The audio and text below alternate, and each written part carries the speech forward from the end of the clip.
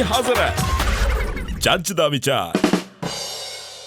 ਸਤਿ ਸ਼੍ਰੀ ਅਕਾਲ ਜੀ, prime Asia TV ਤੇ ਤੁਹਾਡਾ ਸਾਰਿਆਂ ਦਾ ਸਵਾਗਤ ਹੈ। ਅਸੀਂ ਜੱਜ ਦਾ ਵਿਚਾਰ ਪ੍ਰੋਗਰਾਮ ਹਰ ਰੋਜ਼ ਦੀ ਤਰ੍ਹਾਂ ਲੈ ਕੇ ਹਾਜ਼ਰ ਹਾਂ। ਮੈਂ ਹਰਮਨ ਥਿੰਦ ਤੇ ਮੇਰੇ ਨਾਲ ਨੇ ਸਵਰਨ ਸਿੰਘ ਟੈਣਾ ਜੀ। ਸਤਿ ਸ਼੍ਰੀ ਅਕਾਲ ਟੈਣਾ। ਸਤਿ ਸ਼੍ਰੀ ਅਕਾਲ ਜੀ। ਕੀ ਹਾਲ ਚਾਲ? ਬਹੁਤ ਹੀ ਵਧੀਆ, ਚੜ੍ਹਦੀ ਕਲਾ। ਟੈਣਾ ਸਾਹਿਬ, ਮੌਸਮ ਫੇਰ ਬਦਲ ਗਿਆ। ਮੌਸਮ ਸੱਚੀ ਕਾਫੀ ਬਦਲ ਗਿਆ ਹੈ ਨਾ। ਅੱਜ ਮੈਂ ਸਵੇਰ ਦੇ ਵੇਲੇ ਗਿਆ ਕਿਤੇ ਘੰਟੇ ਕਲੀ ਕੰਮਕਾਜ ਦੇ ਲਈ ਜੀ। ਇੰਨੀ ਧੁੰਦ ਪੁੱਛੋ ਹੀ ਕੁਛ ਨਾ। ਬੇਹੱਦ। 6:30 ਪੌਣੇ 7 ਵਜੇ ਦਾ ਵੇਲਾ ਤੇ ਮੂਹਰੇ ਕੁਛ ਦਿਸੇ ਹੀ ਨਾ, ਟੋਆ ਵੀ ਨਾ ਪਤਾ ਲੱਗੇ ਕਿੱਥੇ ਜੇ ਆ ਗਿਆ। ਐਨ ਮੌਕੇ ਤੇ ਆ ਕੇ ਪਤਾ ਲੱਗਿਆ ਵੀ ਭਾਈ ਮੈਂ ਤਾਂ ਦੜਮ ਕਰਕੇ ਡਿੱਗ ਪੈਣਾ ਸੀ। ਇਸ ਕਰਕੇ ਭਾਈ ਧੁੰਦ ਬਹੁਤ ਜ਼ਿਆਦਾ, ਕਈ ਥਾਵਾਂ ਦੇ ਉੱਤੇ ਹਾਦਸੇ ਵਾਪਰ ਰਹੇ ਆ।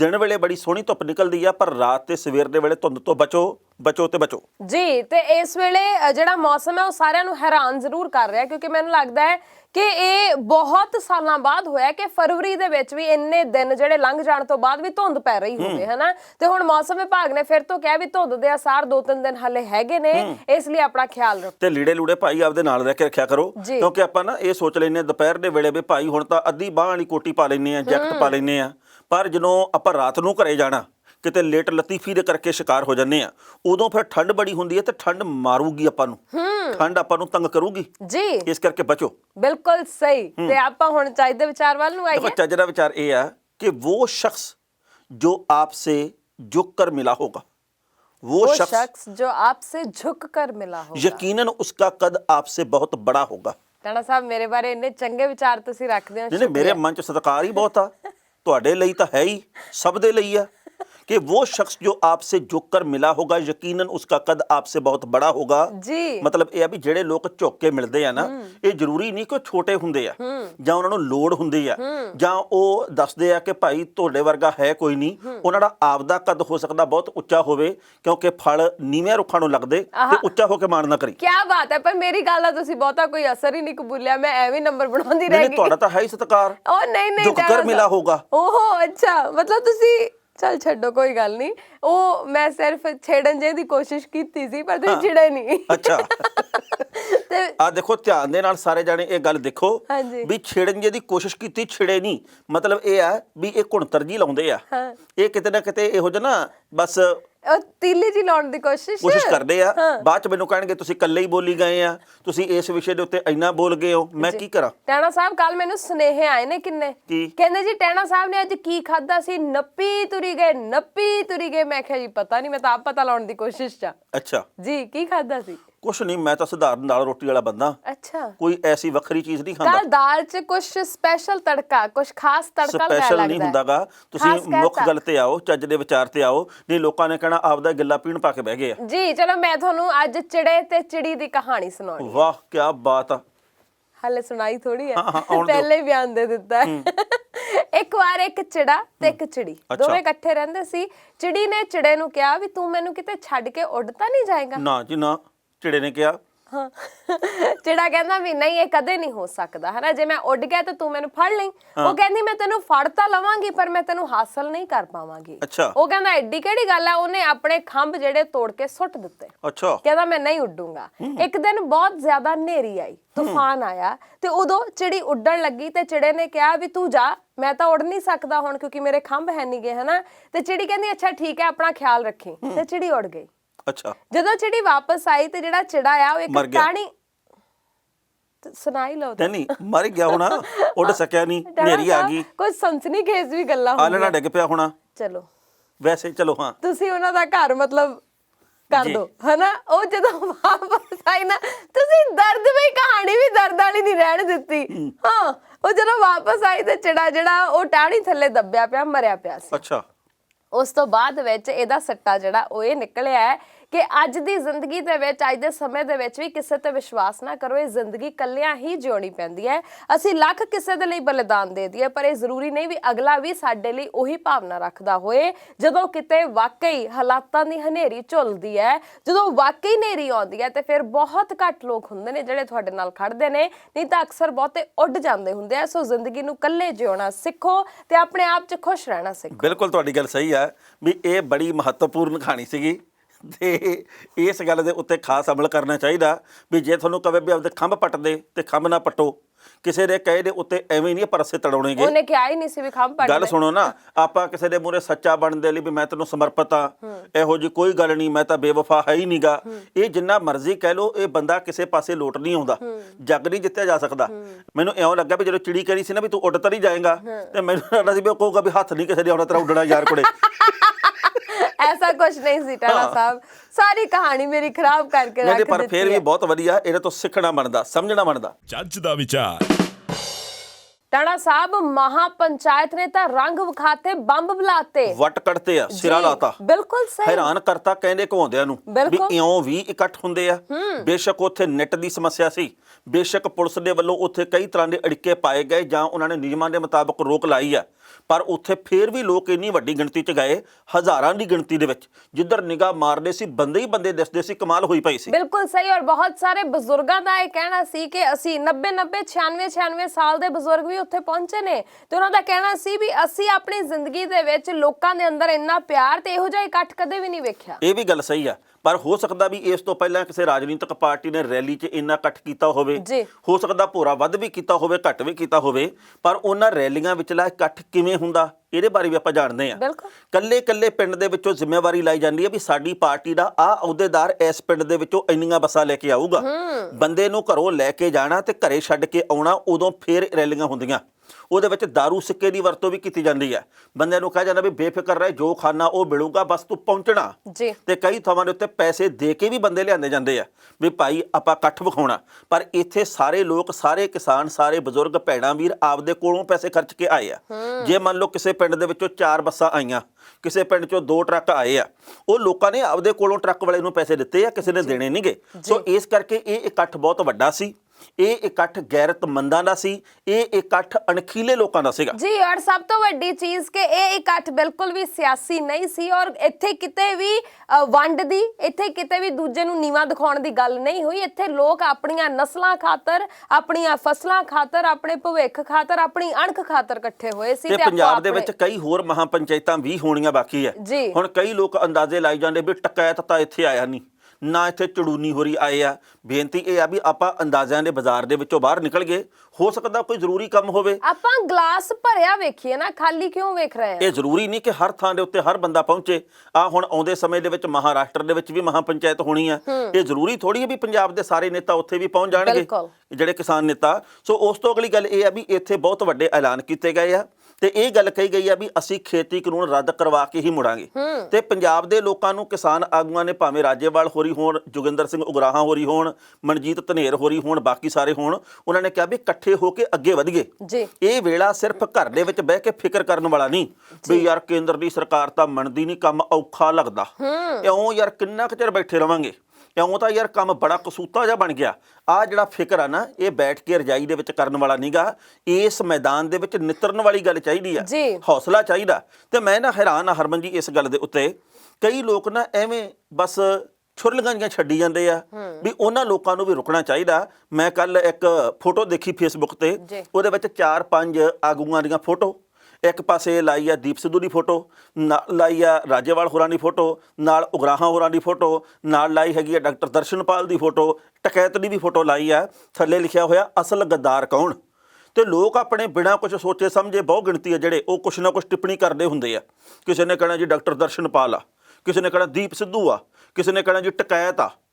ਸੋ ਮੈਂ ਆਖਿਆ ਵੀ ਇਹ ਕਿਹੜਾ ਯੋਗਦਾਨ ਹੋਇਆ, ਇਹ ਕਿਸਾਨ ਮੋਰਚੇ ਦੇ ਵਿੱਚ ਕਿਹੜਾ ਯੋਗਦਾਨ ਆ, ਤੁਸੀਂ ਕੀ ਖੱਟ ਲੈਂਦੇ ਹੋ, ਇਹ ਕੁਝ ਕਰਕੇ ਮਿਲਦਾ ਕੀ ਆ? ਆਪਾਂ ਸਰਟੀਫਿਕੇਟ ਵੰਡਣ ਵਾਲੇ ਕੌਣ ਆ? ਜਦ ਤੱਕ ਆਪਾਂ ਨੂੰ ਜ਼ਮੀਨੀ ਹਕੀਕਤ ਹੀ ਨਹੀਂ ਪਤਾ, ਆਪਣੇ ਕੋਲ ਕਿਸੇ ਦੇ ਵੀ ਖਿਲਾਫ ਕੋਈ ਵੀ ਸਬੂਤ ਹੀ ਨਹੀਂ ਆ, ਤੇ ਫਿਰ ਆਪਾਂ ਕਿਸੇ ਨੂੰ ਵੀ ਗੱਦਾਰ ਕਿਵੇਂ ਕਹਿ ਸਕਦੇ ਆ? ਨਾਲੇ ਸਭ ਤੋਂ ਵੱਡੀ ਚੀਜ਼ ਇਹ ਹੈ ਟਾਣਾ ਸਾਹਿਬ, ਅਸੀਂ ਲੋਕ ਪਤਾ ਨਹੀਂ ਕਿਉਂ, ਮੈਨੂੰ ਬੜੀ ਹੈਰਾਨੀ ਹੁੰਦੀ ਹੈ, ਤੁਸੀਂ ਵੇਖੋ ਅੱਜ ਤੱਕ ਰਾਕੇਸ਼ ਟਕੈਤ ਹੋਰੀ ਇਸ ਲਈ ਹੀਰੋ ਬਣੇ ਕਿ ਉਹਨਾਂ ਦਾ ਇੱਕ ਹੰਝੂ ਡਿੱਗਿਆ ਸੀ ਤੇ ਉਹਨਾਂ ਦੇ ਇਲਾਕੇ ਦੇ ਲੋਕ ਉਸੇ ਵੇਲੇ ਹੜ ਦੀ ਤਰ੍ਹਾਂ ਉੱਥੇ ਪਹੁੰਚ ਗਏ। ਉਸੇ ਵੇਲੇ ਚਾਹੇ ਅੱਧੀ ਰਾਤ ਸੀ, ਆਪਾਂ ਵੇਖੀਆਂ ਨੇ ਉਹ ਵੀਡੀਓਜ਼ ਕਿ ਲੋਕੀ ਰਜਾਈਆਂ 'ਚ ਉੱਠ ਕੇ ਉਸੇ ਵੇਲੇ ਤੁਰ ਪਏ ਵੀ ਸਾਡੇ ਆਗੂ ਨੂੰ ਸਾਡੀ ਲੋੜ ਹੈ, ਸਾਡਾ ਆਗੂ ਰੋਇਆ, ਭਾਵੁਕ ਹੋਇਆ, ਤੇ ਅਸੀਂ ਉਹਦੇ ਨਾਲ ਮੋਢੇ ਨਾਲ ਮੋਢਾ ਜੋੜ ਕੇ ਉੱਥੇ ਖੜਾਂਗੇ। ਅਸੀਂ ਬਹੁਤੀ ਵਾਰ ਗਵਾਂਢੀ ਦੀ ਅੱਖ ਦੇ ਵਿੱਚ ਅਥਰੂ ਦੇਖ ਕੇ ਉਹਨੂੰ ਚੁੱਪ ਨਹੀਂ ਕਰਾਉਂਦੇ ਤੇ ਜੇਕਰ ਉਹਨੂੰ ਕਿਸੇ ਚੀਜ਼ ਦੀ ਲੋੜ ਹੋਵੇ ਤਾਂ ਆਪਾਂ ਫਿਰ ਤਾਂ ਨਹੀਂ ਦਿੰਦੇ, ਇਹ ਡਰਾਮੇ ਕਰਦਾ। ਤੇ ਮੈਂ ਪੰਜਾਬੀਆਂ ਨੂੰ ਕਹਿਣਾ ਚਾਹੁੰਦੀ ਆ, ਖਾਸ ਤੌਰ ਤੇ ਜਿਹੜੇ ਰਜਾਈਆਂ 'ਚ ਬੈਠ ਕੇ ਇਨਕਲਾਬ ਦੀਆਂ ਗੱਲਾਂ ਕਰਦੇ ਨੇ, ਮਾਫ ਕਰਨਾ ਜੇ ਕੌੜਾ ਲੱਗੇ ਤਾਂ, ਪਰ ਇਹ ਗੱਲ ਸੱਚੀ ਹੈ ਕਿ ਅਸੀਂ ਇਹ ਤਾਂ ਵੇਖ ਲਿਆ ਕਿ ਟਕੈਤ ਹੋਰਾਂ ਦੇ ਹੰਝੂ ਡਿਗੇ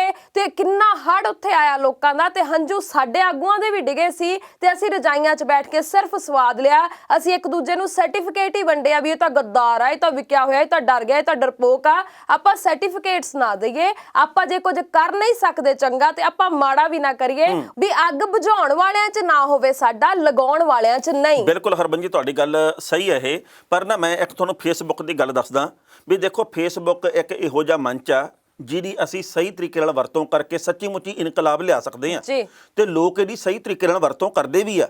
ਉਹਨਾਂ ਲੋਕਾਂ ਦੀ ਗਿਣਤੀ ਘੱਟ ਨਹੀਂ ਜਿਹੜੇ ਕਿ ਇਹਦੀ ਵਰਤੋਂ ਸਹੀ ਦਰੁਸਤ ਤਰੀਕੇ ਨਾਲ ਕਰਦੇ ਆ, ਪਰ ਉਹਨਾਂ ਲੋਕਾਂ ਦੀ ਗਿਣਤੀ ਵੀ ਘੱਟ ਨਹੀਂ ਜਿਹੜੇ ਕਿ ਸਿਰਫ ਛੁਰਲੀਆਂ ਛੱਡਦੇ ਆ। ਕਹਿੰਦੇ ਵੀ ਇੱਕ ਵਾਰੀ ਇੱਕ ਬੰਦਾ ਨਾ ਖੇਤ ਚਲਾ ਗਿਆ, ਉਹਦਾ ਮਨ ਕੀਤਾ ਵੀ ਅੱਜ ਮੈਂ ਸ਼ਰੀਕਾਂ ਦਾ ਪਾਣੀ ਵੱਢਣਾ।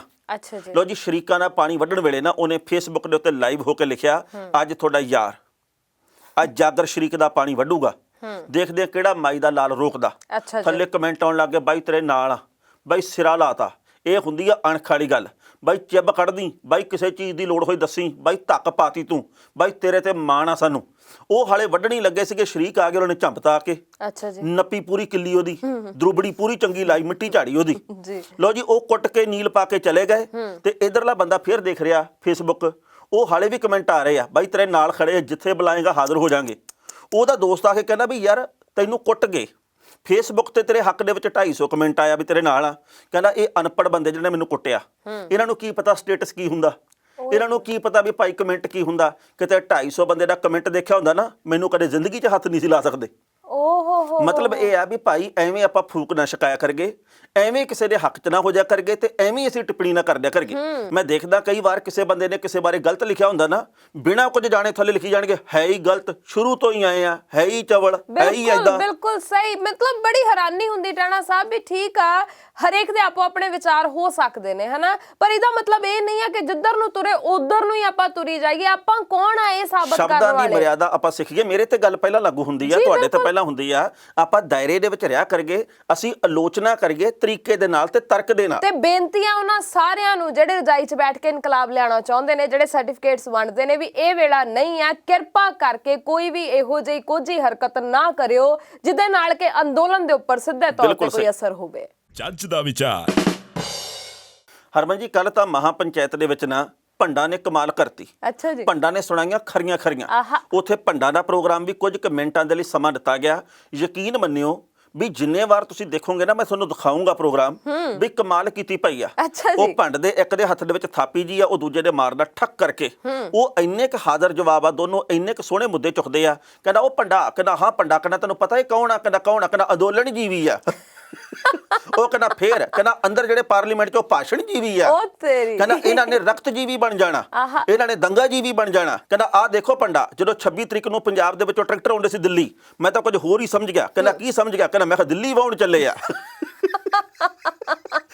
ਕਹਿੰਦਾ ਯਾਰ ਤੂੰ ਤਾਂ ਬਾਹਲੀ ਘਾਤਕ ਗੱਲ ਕਰਦਾ। ਕਹਿੰਦਾ ਘਾਤਕ ਦੀ ਗੱਲ ਨਾ ਕਰੀ, ਉਹ ਲੰਡੂ ਜਿਹਾ ਬੰਦਾ ਚੇਤੇ ਆ ਜਾਂਦਾ। ਕਹਿੰਦਾ ਕਿਹੜਾ? ਕਹਿੰਦਾ ਸੰਨੀ ਦਿਓਲ। ਕਦੇ ਘਾਇਲ ਬਣ ਜਾਂਦਾ, ਕਦੇ ਗਦਰ ਬਣ ਜਾਂਦਾ। ਆ ਜਦੋਂ ਗਦਰ ਮਚਾਉਣ ਦਾ ਵੇਲਾ ਸੀ, ਜਾ ਕੇ ਬੰਬੇ ਬਹਿ ਗਿਆ। ਉਹਨੇ ਏਦਾਂ ਦੀਆਂ ਗੱਲਾਂ ਕੀਤੀਆਂ, ਸਿਰਾ ਲਾਤਾ। ਕਹਿੰਦਾ ਕਾਂਗਰਸ ਨੇ ਵੀ ਮੋਢੇ ਨਾਲ ਮੋਢਾ ਲਾਇਆ ਕਿ ਨਹੀਂ ਕਿਸਾਨ ਦੇ? ਕਹਿੰਦਾ ਕਾਂਗਰਸ ਕਦੇ ਮੋਢਾ ਨਹੀਂ ਲਾ ਸਕਦੀ। ਕਾਂਗਰਸ ਨੇ ਕਦੇ ਵੀ ਨਹੀਂ ਮੋਢਾ ਲਾਉਣਾ। ਉਹ ਕਹਿੰਦਾ ਕਾਂਗਰਸ ਦਾ ਮੋਢਾ ਚੱਲਦਾ ਹੀ ਨਹੀਂ ਇਸ ਮਾਮਲੇ 'ਚ। ਕਹਿੰਦਾ ਮੁਹੰਮਦ ਸਦੀਕ ਦਾ ਮੋਢਾ ਦੁਖਦਾ, ਉਹ ਸਿਰਫ ਪਾਰਲੀਮੈਂਟ 'ਚ ਅੱਖ ਹੀ ਲਾਉਂਦਾ, ਕਦੇ ਮੋਢਾ ਨਹੀਂ ਲਾਉਂਦਾ। ਬਈ ਇਹਨਾਂ ਦੀ ਕਲਾ ਨੂੰ 100 ਵਾਰ ਸਲਾਮ ਹੈ। ਸੱਚੀ ਇਹਨਾਂ ਦੇ ਹੁਨਰ ਨੂੰ, ਇਹਨਾਂ ਦੀ ਕਲਾ ਨੂੰ, ਇਹਦੀ ਹਾਜ਼ਰ ਜਵਾਬੀ ਨੂੰ, ਇਹਨਾਂ ਦੀ ਨੂੰ 100 ਵਾਰ ਸਲਾਮ ਹੈ। ਇਹ ਲੋਕ ਵਾਕਈ ਕਮਾਲ ਦੇ ਹੁੰਦੇ ਨੇ। ਤੇ ਬਾਕੀ ਇਸ ਮਹਾ ਪੰਚਾਇਤ ਦੇ ਵਿੱਚ ਹੋਰ ਵੀ ਬਹੁਤ ਸਾਰੇ ਰੰਗ ਜਿਹੜੇ ਨੇ ਉਹ ਵੇਖਣ ਨੂੰ ਮਿਲੇ। ਟਾਣਾ ਸਾਹਿਬ ਸੱਚੀ ਕਹਿੰਦੀ ਆ ਇੱਕ ਗੱਲ, ਮਨ ਮੇਰਾ ਇੰਨਾ ਖੁਸ਼ ਹੋਇਆ ਜਦੋਂ ਪੀਲੀਆਂ ਚੁੰਨੀਆਂ ਵੇਖੀਆਂ, ਜਦੋਂ ਸਾਡੀਆਂ ਬੀਬੀਆਂ ਉੱਥੇ ਬੈਠੀਆਂ ਸੀ ਨਾ ਉਸ ਇਕੱਠ ਦੇ ਵਿੱਚ, ਤੇ ਦੂਰੋਂ ਹੀ ਚਮਕ ਰਹੀਆਂ ਸੀ ਵੀ ਆਹ ਬੈਠੀਆਂ ਨੇ ਮਾਵਾਂ ਸਾਡੀਆਂ। ਉਹਨਾਂ ਦੀਆਂ ਪੀਲੀਆਂ ਚੁੰਨੀਆਂ ਨੇ ਐਸਾ ਰੰਗ ਬੰਨਿਆ, ਐਸਾ ਰੰਗ ਬੰਨਿਆ, ਮੈਂ ਕਹਿੰਦੀ ਸਰੋਂ ਦੇ ਜਿਹੜੇ ਖੇਤ ਨੇ ਉਹ ਵੀ ਫਿੱਕੇ ਪਾ ਦਿੱਤੇ। ਬਿਲਕੁਲ ਸਹੀ ਗੱਲ ਆ। ਦੇਖੋ ਗੱਲ ਇਹ ਆ ਵੀ ਨਾ, ਇਹੋ ਜਿਹੇ ਅੰਦੋਲਨ, ਇਹੋ ਜਿਹੇ ਇਨਕਲਾਬ, ਇਹੋ ਜਿਹੀ ਅਣਖ, ਇਹੋ ਜਿਹੀ ਜਾਗ ਕਦੇ ਕਦਾਈ ਲੱਗਦੀ ਆ। ਸੋ ਇਸ ਕਰਕੇ ਆਪਾਂ ਇਸ ਵੇਲੇ ਨੂੰ ਪਛਾਣੀਏ ਜੀ। ਜੇ ਅਸੀਂ ਪਿਛਲਖੁਰੀ ਝਾਤ ਮਾਰ ਗਏ ਨਾ, ਇਹੋ ਜਿਹੇ ਮੌਕੇ ਕਦੇ ਆਏ ਨਹੀਂ, ਤੇ ਜੇਕਰ ਆਏ ਆ ਤਾਂ ਬਹੁਤੀ ਵਾਰ ਅਸੀਂ ਸੰਭਾਲੇ ਨਹੀਂ। ਇਸ ਕਰਕੇ ਆਪਾਂ ਸੰਭਾਲਣੇ ਵੀ ਆ। ਮੈਂ ਅੱਜ ਇੱਕ ਸਵੇਰ ਦੇ ਵੇਲੇ ਰਿਪੋਰਟ ਪੜ੍ਹੀ, ਉਹਦੇ 'ਚ ਇਹ ਲਿਖਿਆ ਸੀਗਾ ਕਿ ਖਾਪ ਪੰਚਾਇਤਾਂ ਦੇ ਸਹਿਯੋਗ ਕਰਕੇ ਤੇ ਵੱਖ-ਵੱਖ ਸੂਬਿਆਂ ਦੇ ਵਿੱਚ ਹੋ ਰਹੀਆਂ ਮਹਾਂ ਪੰਚਾਇਤਾਂ ਦੇ ਕਰਕੇ ਪੰਜਾਬੀਆਂ ਨਾਲੋਂ ਇਸ ਵਕਤ ਵੱਧ ਇਕੱਠ ਹਰਿਆਣਵੀਆਂ ਦਾ ਤੇ ਯੂਪੀ ਦੇ ਕਿਸਾਨਾਂ ਦਾ। ਅਸੀਂ ਇਹ ਚਾਹੁੰਦੇ ਆ ਵੀ ਭਾਈ ਪੰਜਾਬੀਆਂ ਨੇ, ਕਿਉਂਕਿ ਇਸ ਮਾਮਲੇ ਦੇ ਵਿੱਚ ਅਗੇਤ ਹਾਸਲ ਕੀਤੀ ਸੀ, ਪੰਜਾਬੀਆਂ ਨੇ ਅੰਦੋਲਨ ਦੀ ਸ਼ੁਰੂਆਤ ਕੀਤੀ ਹੈ, ਇਹਨਾਂ ਦਾ ਇਕੱਠ ਸਭ ਤੋਂ ਵੱਧ ਰਵੇ ਤੇ ਮਾਣ ਸਾਡੀ ਝੋਲੀ ਦੇ ਵਿੱਚ ਵੀ ਰਵੇ। ਬਿਲਕੁਲ ਸਹੀ। ਕਿਸਾਨ ਕਿਸਾਨ ਹੀ ਆ, ਭਾਵੇਂ ਕਿਤੋਂ ਦਾ ਵੀ ਆ, ਪਰ ਉਹ ਲੋਕ ਤੁਰ ਪਏ ਆ, ਆਪਾਂ ਵੀ ਤੁਰੇ ਆ, ਬੈਠੇ ਵੀ ਆ, ਪਰ ਹੋਰ ਜਾਣ ਦੀ ਲੋੜ ਆ ਜੀ। ਆਪਾਂ ਇਸ ਵੇਲੇ ਨਾ ਚਾਹੇ ਕਿਸੇ ਦੇ ਹੱਕ 'ਚ ਹੋਈਏ ਚਾਹੇ ਕਿਸੇ ਦੇ ਖਿਲਾਫ ਹੋਈਏ, ਆਪਾਂ ਸਿਰਫ ਇਹ ਗੱਲ ਯਾਦ ਰੱਖੀਏ ਕਿ ਸਾਡੇ ਸਾਰਿਆਂ ਦਾ ਜਿਹੜਾ ਟੀਚਾ ਹੈ, ਜਿਹੜਾ ਏਮ ਹੈ, ਜਿਹੜੇ ਮੁੱਦੇ ਦੇ ਲਈ, ਜਿਹੜਾ ਨਿਸ਼ਾਨਾ ਹੈ, ਜਿਹੜੇ ਮੁੱਦੇ ਦੇ ਲਈ ਅਸੀਂ ਉੱਥੇ ਬੈਠੇ ਆ, ਉਹ ਇੱਕ ਹੈ। ਚਾਹੇ ਤੁਸੀਂ ਕਿਸੇ ਦੇ ਹੱਕ 'ਚੋਂ ਚਾਹੇ ਖਿਲਾਫ ਹੋ। ਜਦੋਂ ਕਹਿੰਦੇ ਆ ਨਾ ਵੀ ਦੁਸ਼ਮਣ ਦੀ ਤੇ ਤੁਹਾਡੀ ਲੋੜ, ਤੁਹਾਡੀ ਮੰਗ ਇੱਕ ਹੋਵੇ ਤਾਂ ਇੱਕ ਹੋ ਜਾਣਾ ਚਾਹੀਦਾ ਹੈ। ਤੁਸੀਂ ਚਾਹੇ ਵੈਸੇ ਤਾਂ ਏਕੇ ਦੇ ਵਿੱਚ ਰਹੋ, ਇਸ ਤੋਂ ਵੱਡਾ ਹਥਿਆਰ ਹੋਰ ਕੋਈ ਵੀ ਨਹੀਂ ਹੈ। ਸ਼ਾਂਤਮਈ ਪ੍ਰਦਰਸ਼ਨ ਤੋਂ ਵੱਡਾ ਹਥਿਆਰ ਹੋਰ ਕੋਈ ਵੀ ਨਹੀਂ ਹੈ। ਪਰ ਜੇਕਰ ਤੁਸੀਂ ਕਿਸੇ ਨੂੰ ਨਹੀਂ ਵੀ ਪਸੰਦ ਕਰਦੇ, ਆਪਾਂ ਸਿਰਫ ਆਪਣੇ ਹੱਕ ਦੇ ਲਈ ਉੱਥੇ ਬੈਠੀਏ, ਉਹਦੇ ਲਈ ਇਕੱਠ ਕਰੀਏ, ਉਹਦੇ ਲਈ ਇਕੱਠੇ ਹੋਈਏ। ਬਾਕੀ ਜਿੰਨੀਆਂ ਵੀ ਗੱਲਾਂ ਨੇ ਆਪਣੇ ਘਰ ਦੇ ਵਿੱਚ ਆ ਕੇ ਆਪਾਂ ਹੱਲ ਕਰ ਲਾਂਗੇ। ਅਗਲੀ ਬੇਨਤੀ ਇਹ ਆ ਵੀ ਜਿਹੜੇ ਪ੍ਰਧਾਨ ਮੰਤਰੀ ਸਾਹਿਬ ਕਹਿੰਦੇ ਵੀ ਸਾਨੂੰ ਕਾਨੂੰਨ ਦੇ ਰੰਗ ਦਾ ਹੀ ਨਹੀਂ ਪਤਾ, 11 ਮੀਟਿੰਗਾਂ ਦੇ ਵਿੱਚ ਜੇਕਰ ਤੁਹਾਨੂੰ ਨਹੀਂ ਪਤਾ ਲੱਗਾ, ਭਾਈ ਕਸੂਰ ਤੁਹਾਡਾ, ਕਿਸਾਨਾਂ ਦਾ ਹੈ ਨਹੀਂਗਾ ਜੀ। ਜੇਕਰ ਹਾਲੇ ਵੀ ਖੇਤੀਬਾੜੀ ਮੰਤਰੀ ਸਾਹਿਬ ਇਹ ਗੱਲ ਕਹਿੰਦੇ ਆ ਕਿ ਇਹ ਕਿਸਾਨ ਤੋਂ ਭੜਕਾਏ ਹੋਏ ਹੈ, ये तो ऐसे हैं, ये तो वैसे हैं, जे खट्टर साहब ਨੂੰ ਹਾਲੇ ਵੀ ਇਹ ਲੱਗਦਾ ਵੀ ਭਾਈ ਸਾਡੇ ਸੂਬੇ ਦੇ ਵਿੱਚ ਤਾਂ ਸਭ ਕੁਝ ਠੀਕ ਹੈ, ਫਿਰ ਐਂ ਕਰੋ ਟੋਲ ਪਲਾਜ਼ੇ ਆਪਦੇ ਸੂਬੇ ਦੇ ਸ਼ੁਰੂ ਕਰ ਲਓ। ਉੱਥੇ ਤਾਂ ਕਾਂਗਰਸ ਦੀ ਸਰਕਾਰ ਨਹੀਂ, ਉੱਥੇ ਤਾਂ ਆਮ ਆਦਮੀ ਪਾਰਟੀ ਦਾ ਪ੍ਰਭਾਵ ਨਹੀਂ, ਉੱਥੇ ਤਾਂ ਬਾਕੀ ਪਾਰਟੀਆਂ ਨੇ ਆ ਕੇ ਤੁਹਾਨੂੰ ਤੰਗ ਨਹੀਂ ਕੀਤਾ। ਆਪਦੇ ਸੂਬੇ ਨੂੰ ਤੁਸੀਂ ਪਹਿਲਾਂ ਸੂਤ ਕਰੋ, ਕਿਉਂਕਿ ਉੱਥੇ ਵੀ ਕਿਸਾਨ ਉਵੇਂ ਪਰੇਸ਼ਾਨ ਆ ਜਿਵੇਂ ਬਾਕੀ ਦੇਸ਼ ਦੇ ਆ। ਇਸ ਕਰਕੇ ਹਕੀਕਤ ਨੂੰ ਪਛਾਣਨਾ ਸਿੱਖੋ। ਹਾਂ, ਤੇ ਨਾਲੇ ਆ ਜਿਹੜੇ ਇੱਕ ਹੋਰ ਨੇ ਜਿਹੜੇ ਕਿ ਟਵੀਟੋ ਟਵੀਟੀ ਹੋ ਕੇ ਸਰਟੀਫਿਕੇਟ ਵੰਡਦੇ ਨੇ, ਉਹਨਾਂ ਨੂੰ ਇੱਕ ਹੋਰ ਮੌਕਾ ਮਿਲ ਗਿਆ। ਟਾਣਾ ਸਾਹਿਬ ਇੱਕ ਹੋਰ ਸਰਟੀਫਿਕੇਟ ਦੇ ਸਕਦੇ ਨੇ। ਉਹ ਅਮਰੀਕਾ ਦਾ ਇੱਕ ਬਹੁਤ ਮਸ਼ਹੂਰ ਕਾਮੇਡੀਅਨ ਆ, ਉਹਨੇ ਵੀ ਪੰਜਾਬ ਦੇ, ਭਾਰਤ ਦੇ ਜਿੰਨੇ ਵੀ ਕਿਸਾਨ ਨੇ ਉਹਨਾਂ ਦੇ ਹੱਕ ਦੇ ਵਿੱਚ ਉਹ ਬੋਲਿਆ, ਤੇ ਹੁਣ ਉਹਨੂੰ ਵੀ ਕਹਿ ਦੋ ਵੀ ਇਹ ਖਾਲਿਸਤਾਨੀ ਆ। ਭਾਰਤ ਦੇ ਤਾਂ ਬਹੁਤ ਗਿਣਤੀ ਕਲਾਕਾਰ ਜਿਹੜੇ ਫਿਲਮਾਂ ਵਾਲੇ ਆ, ਉਹ ਬਸ ਗੋਦੀ 'ਚ ਬਹਿ ਗਏ ਆ। ਮੈਨੂੰ ਕਦੇ ਕਦੇ ਇਹਨਾਂ ਦੀਆਂ ਰਿਪੋਰਟਾਂ ਪੜ੍ਹ ਕੇ ਇਉਂ ਲੱਗਦਾ ਵੀ ਇਹ ਜੰਮੇ ਹੀ ਸਿਰਫ ਪੰਜੀਰੀ ਖਾਣ ਵਾਸਤੇ ਸੀਗੇ, ਹੋਰ ਤਾਂ ਇਹਨਾਂ ਦਾ ਕੋਈ ਯੋਗਦਾਨ ਹੈ ਹੀ ਨਹੀਂ। ਆ ਕੰਗਣਾ ਰਣੌਤ ਦੀ ਇੱਕ ਨਵੀਂ ਗੱਲ ਆ ਗਈ ਆ, ਉਹ ਕਹਿੰਦੀ ਭਾਰਤ ਦੇ ਪ੍ਰਧਾਨ ਮੰਤਰੀ ਸਾਹਿਬ ਕਦੇ ਪ੍ਰਿਥਵੀ ਰਾਜ ਚੌਹਾਨ ਵਰਗੀ ਗਲਤੀ ਨਾ ਕਰਿਓ। ਚਲੋ, ਤੇ ਉਹ ਗਲਤੀ ਸੀਗੀ ਮਾਫੀ। ਕਹਿੰਦੀ ਟਵਿੱਟਰ ਵਾਲਿਆਂ ਨੂੰ ਕਦੇ ਮਾਫ ਨਹੀਂ ਕਰਨਾ। ਕਹਿੰਦੀ ਬਸ ਇਹ ਟਵਿੱਟਰ ਦੇ ਉੱਤੇ ਬੈਨ ਲਾ ਦਿਓ, ਇਹਨਾਂ ਨੇ ਆਪਣੇ ਦੇਸ਼ ਨੂੰ ਤੋੜਨ ਤੇ ਵੰਡਣ ਦੀ ਕੋਸ਼ਿਸ਼ ਕੀਤੀ ਹੈ। ਮੈਂ ਤਾਂ ਕਹਿੰਦੀ ਆ ਵੀ ਸੱਚੀ ਜਿਹੜੀ ਉੱਥੇ ਇਹ ਟਵੀਟ ਕਰਦੀ ਆ, ਜ਼ਰਾ ਉਹ ਵੀ ਪੜ੍ਹ ਲਵੇ ਕਿ ਜਿਹੜੇ ਉਹਦੇ ਟਵਿੱਟਰ ਦੇ CEO ਹੈਗੇ ਨੇ, ਉਹਨਾਂ ਨੇ ਇਹਦੇ ਬਾਰੇ ਕੀ ਕੀ ਕਿਹਾ, ਇਹਨੂੰ ਕੀ ਕੀ ਸਵਾਲ ਕੀਤੇ ਨੇ, ਤੇ ਉੱਥੇ ਕੀ ਚੱਲ ਰਿਹਾ ਉਹਦੇ ਬਾਰੇ ਵੀ ਵੇਖ ਲੈ। ਆਮ ਜਨਤਾ ਇਹਨੂੰ ਕੀ ਜਵਾਬ ਦੇ ਰਹੀ ਆ ਉਹ ਵੀ ਪੜ੍ਹ ਲਵੇ ਜ਼ਰਾ। ਸਿਰਫ ਕੱਲਾ ਆਪਣੇ ਬੋਲਣ ਦੇ ਵਿੱਚ ਆਪਣੀ ਮਨ ਦੀ ਬਾਤ ਨਾ ਕਰੇ। ਅੱਗ ਕੱਢਣੀ ਹੈ ਟਵਿੱਟਰ ਦੇ ਉੱਤੇ ਤੇ ਹੁਣ ਆਪਾਂ ਕਹਿੰਦੇ ਝੋਲੀ ਚੱਕ ਜੇ ਬਣ ਕੇ ਵੀ ਭਾਈ ਟਵਿੱਟਰ ਦੇ ਉੱਤੇ ਕਾਰਵਾਈ ਕਰੋ। ਤੇ ਬੀਬੀ ਇੱਕ ਕੰਮ ਕਿਉਂ ਨਹੀਂ ਕਰਦੀ? ਇੰਨੀਆਂ ਸਲਾਹਾਂ ਦਿੰਦੀ ਹੈ ਤੇ ਪ੍ਰਧਾਨ ਮੰਤਰੀ ਹੋਰਾਂ ਦੀ ਸਲਾਹਕਾਰ ਹੀ ਲੱਗ ਜਾਏ। ਕੰਮ ਤਾਂ ਵੈਸੇ ਵੀ ਅੱਜ ਕੱਲ੍ਹ ਤੱਕ ਜਿਹੋ ਜਿਹਾ ਚੱਲ ਰਿਹਾ ਸਾਰਿਆਂ ਨੂੰ ਪਤਾ ਹੀ ਹੈ, ਕਿਉਂਕਿ ਬਹੁਤ ਸਾਰੇ ਇਸ਼ਤਿਹਾਰ ਜਿਹੜੇ ਨੇ ਉਹਨਾਂ ਨੇ ਰੱਦ ਕਰ ਦਿੱਤੇ। ਕਹਿੰਦੇ ਵੀ ਤੈਨੂੰ ਬੋਲਣ ਦਾ ਨਹੀਂ ਪਤਾ ਤੇ ਅਸੀਂ ਤੇਰੇ ਨਾਲ ਕੰਮ ਹੀ ਨਹੀਂ ਕਰਨਾ। ਸੋ ਹੌਲੀ ਹੌਲੀ ਜੇ ਇੱਦਾਂ ਹੀ ਇਹਦੀ ਰਫ਼ਤਾਰ ਰਹੀ ਤਾਂ ਕੰਮ ਸ਼ਾਇਦ ਸਾਰਾ ਖੁੱਸ ਜਾਵੇ। ਅਸੀਂ ਚਾਹੁੰਦੇ ਨਹੀਂ ਖੁੱਸੇ ਕਿਸੇ ਦੀ ਵੀ ਰੋਜ਼ੀ ਰੋਟੀ, ਪਰ ਆਪਣੀ ਜ਼ੁਬਾਨ ਤੇ ਵੀ ਲਗਾਮ ਲਗਾਉਣਾ ਚਾਹੀਦਾ। ਸਲਾਹਕਾਰ ਲੱਗ ਜਾਓ। ਕਈ ਲੋਕ ਹੁੰਦੇ ਤੁਰਦੀ ਫਿਰਦੀ 57, ਉਹ ਕਿਤੇ ਵੀ ਕੁਝ ਵੀ ਕਰ ਸਕਦੇ ਆ ਜੀ। ਜੱਜ ਦਾ ਵਿਚਾਰ। ਟਾਣਾ ਸਾਹਿਬ ਬਹੁਤ ਲੰਬੀ ਲੜਾਈ ਲੱਗਦਾ ਹੈ ਕਿ ਇਹ ਚੱਲਣ ਵਾਲੀ ਹੈ, ਕਿਉਂਕਿ ਜਿਸ ਹਿਸਾਬ ਦੇ ਨਾਲ ਕੇਂਦਰ ਦਾ ਰੁਖ ਸਾਹਮਣੇ ਆਇਆ ਹੈ, ਜਿਹੋ ਜਿਹੀਆਂ ਗੱਲਾਂ ਪ੍ਰਧਾਨ ਮੰਤਰੀ ਸਾਹਿਬ ਕਰ ਰਹੇ ਨੇ, ਜਿਹੋ ਜਿਹੇ ਉਹਨਾਂ ਦੇ ਸੋ ਕਾਲਡ ਸਲਾਹਕਾਰ ਉਹਨਾਂ ਨੂੰ ਸਲਾਹਾਂ ਦੇ ਰਹੇ ਨੇ, ਉਹ ਸਭ ਕੁਝ ਤੋਂ ਬਾਅਦ ਕਿਸਾਨਾਂ ਦਾ ਇਹ ਅੰਦਾਜ਼ਾ ਹੈ ਕਿ ਹੋ ਸਕਦਾ ਹੈ ਇਹ ਜਿਹੜੀ ਲੜਾਈ ਹੈ ਉਹ ਲੰਬੀ ਚੱਲੇ, ਜਿਸ ਤੋਂ ਬਾਅਦ ਉਹਨਾਂ ਨੇ ਤਿਆਰੀਆਂ ਪੂਰੀਆਂ ਖਿੱਚ ਲਈਆਂ ਨੇ। ਦੇਖੋ ਜੀ, ਪਹਿਲਾਂ ਤਾਂ ਮੈਂ ਤੁਹਾਨੂੰ ਇੱਕ ਬੇਨਤੀ ਕਰਨੀ ਚਾਹੁੰਦਾ ਤੇ ਬਾਕੀ ਵੀ ਜਿਹੜੇ ਪ੍ਰੋਗਰਾਮ ਸੁਣ ਰਹੇ ਆ, ਕਿਉਂਕਿ ਅੱਜ ਕਿਹੜਾ ਦਿਨ ਆ? ਪ੍ਰੋਮਿਸ ਡੇ ਆ। ਹਾਂਜੀ, ਜਿਹੜਾ ਗੋਰਿਆਂ ਗਾਰਿਆਂ ਨੇ ਬਣਾਇਆ ਵਾਦਾ ਦਿਵਸ ਅੱਜ, ਜਿਹੜਾ ਮੈਂ ਤਾਂ ਇਹਦਾ ਬਾਰੇ ਜਾਣਿਆ ਨਹੀਂ ਕਦੇ, ਪਰ ਮੈਨੂੰ ਪਤਾ ਲੱਗਾ ਵੀ ਅੱਜ ਪ੍ਰੋਮਿਸ ਡੇ ਆ। ਕਦੇ ਰੋਜ਼ ਡੇ ਆ, ਕਦੇ ਚਾਕਲੇਟ ਡੇ ਹੁੰਦਾ, ਕਦੇ ਕੋਈ ਡੇ ਹੁੰਦਾ, ਵੀ ਅੱਜ ਪ੍ਰੋਮਿਸ ਡੇ ਆ ਤੇ ਆਪਾਂ ਚੇਤੇ ਕਰਵਾਈਏ ਵੀ ਸਾਡੇ ਨਾਲ। ਮੈਨੂੰ ਪਤਾ ਲੱਗਾ ਚਲੋ ਅੱਜ ਹੈ ਕੱਲ ਹੈ ਜਦੋਂ ਵੀ ਸੀਗਾ ਆਪਾਂ ਉੱਤੇ ਨਹੀਂ ਬੈਠੇ, ਪਰ ਪ੍ਰੋਮਿਸ ਡੇ ਵੀ ਹੁੰਦਾ ਤੇ ਪ੍ਰੋਮਿਸ ਆਪਾਂ ਚੇਤੇ ਕਰਵਾਈਏ, ਵਾਦਾ ਚੇਤੇ ਕਰਵਾਈਏ ਵੀ ਸਾਨੂੰ 15 ਲੱਖ ਰੁਪਈਆ ਦੇਣ ਦਾ ਵਾਦਾ ਕੀਤਾ ਸੀਗਾ। ਜਿਹਦਾ ਤੁਹਾਡੇ ਖਾਤੇ 'ਚ ਆ ਗਿਆ ਤਾਂ ਠੀਕ ਆ, ਤੇ ਜੇ ਨਹੀਂ ਆਇਆ ਤਾਂ ਮਾੜਾ ਜਿਹਾ ਚੇਤੇ ਕਰਵਾਓ। ਮੈਂ ਕਰਾਉਣਾ ਚਾਹੁੰਦੀ ਚੇਤੇ, ਮੇਰੇ ਵਾਲੇ 'ਚ ਨਹੀਂ ਆਇਆ। ਅੱਛਾ, ਤੁਸੀਂ ਵੀ ਕਰਾ ਦਿਓ। ਮੈਨੂੰ ਵੀ ਨਹੀਂ ਆਇਆ। ਛੇਤੀ ਦੇ ਦਿਓ, ਵਾਦਾ ਕਰਕੇ ਮੁੱਕਰੀ ਦਾ ਨਹੀਂ ਹੁੰਦਾ। ਤੇ ਮੈਂ ਜਿਹੜੀ ਗੱਲ ਕਰ ਰਹੀ ਸੀ ਵੀ ਇਹ ਲੜਾਈ ਜਿਹੜੀ ਆ ਉਹ ਲੰਬੀ ਚੱਲਣੀ ਹੈ, ਉਹਦੇ ਲਈ ਤਿਆਰੀਆਂ ਪੂਰੀਆਂ ਜ਼ੋਰਾਂ ਸ਼ੋਰਾਂ ਤੇ ਹੋ ਰਹੀਆਂ ਨੇ। ਟਾਣਾ ਸਾਹਿਬ ਕਹਿੰਦੇ ਗਰਮੀਆਂ ਦੇ ਮੱਦੇਨਜ਼ਰ, ਕਿਉਂਕਿ ਹੁਣ ਮੌਸਮ ਬਦਲ ਰਿਹਾ ਹੈ, ਤੇ ਧਰਨੇ ਦੇ ਵਿੱਚ AC, LEDs, ਸੀਸੀਟੀਵੀ ਕੈਮਰੇ, ਇਹ ਸਾਰਾ ਕੁਝ, ਇਹ ਸਾਰਾ ਪ੍ਰਬੰਧ ਹੋਏਗਾ। ਬਹੁਤ ਵਧੀਆ ਪ੍ਰਬੰਧ ਕਰਨੇ ਚਾਹੀਦੇ ਆ। ਜੀ। ਲੰਮੀ ਲੜਾਈ ਲੜਨ ਦੇ ਲਈ ਮੁੱਢਲੀਆਂ ਜ਼ਰੂਰਤਾਂ ਦੀ ਪੂਰਤੀ ਵੀ ਚਾਹੀਦੀ ਆ। ਜੀ। ਭਾਵੇਂ ਏਸੀ ਵੇਖ ਕੇ ਇਹ ਕਹਿਣ ਵੀ ਫੰਡਿੰਗ ਆ ਗਈ ਆ, ਭਾਵੇਂ ਵੇਖ ਕੇ ਇਹ ਉੱਥੇ ਪਾਣੀ ਦੇ ਪ੍ਰਬੰਧ ਦੇਖ ਕੇ, ਟੂਟੀਆਂ ਦੇਖ ਕੇ, ਸ਼ਾਵਰ ਦੇਖ ਕੇ, ਉੱਥੇ LED ਇਹ ਗੱਲ ਕਹਿਣ ਕਿ ਕਿਤੋਂ ਪੈਸੇ ਆਏ ਲੱਗਦੇ ਆ, ਪਰ ਕਈ ਜਾਣਦੇ ਹੋ, ਦੇਖੋ ਜਿਹੜੀ ਚੀਜ਼ ਦੀ ਲੋੜ ਆ ਉਹ ਤਾਂ ਪੂਰੀ ਕਰਨੀ ਆ। ਇਹ ਕਿਹੜਾ ਸੀ ਉੱਥੇ ਐਸ਼ ਪ੍ਰਸਤੀ ਲਈ ਗਏ ਆ। ਇਹ ਅੱਜ ਕਾਨੂੰਨ ਰੱਦ ਕਰ ਦੇਣ ਤੇ ਸਾਰੇ ਦੇ ਸਾਰੇ ਵਾਪਸ ਆ ਜਾਣਗੇ। ਸੋ ਇਸ ਕਰਕੇ ਭਾਈ ਜਿਹੜੀਆਂ ਤਿਆਰੀਆਂ ਅਗਾਊਂ ਕੀਤੀਆਂ ਜਾ ਰਹੀਆਂ, ਇਹ ਲੋੜ ਆ ਸਮੇਂ ਦੀ। ਬਿਲਕੁਲ। ਔਰ ਸਭ ਤੋਂ ਚੰਗੀ ਚੀਜ਼ ਜਿਹੜੀ ਮੈਨੂੰ ਲੱਗੀ ਉਹ ਇਹ ਹੈ ਕਿ ਗਸ਼ਤ ਕਰਨ ਦੇ ਲਈ, ਫਿਰ ਟ੍ਰੈਫਿਕ ਸੰਭਾਲਣ ਦੇ ਲਈ, ਪਹਿਰਾ ਦੇਣ ਦੇ ਲਈ 600 ਤੋਂ ਵੱਧ ਲੋਕਾਂ ਦੀ ਟੀਮ ਤਿਆਰ ਕਰ ਦਿੱਤੀ ਗਈ ਹੈ, ਜਿਹੜੇ ਕਿ ਪੂਰੀ ਤਰ੍ਹਾਂ ਨਾਲ ਤਿੱਖੀ ਨਜ਼ਰ ਰੱਖਣਗੇ ਵੀ ਕੁਝ ਵੀ ਗਲਤ ਉੱਥੇ ਨਾ ਹੋਵੇ।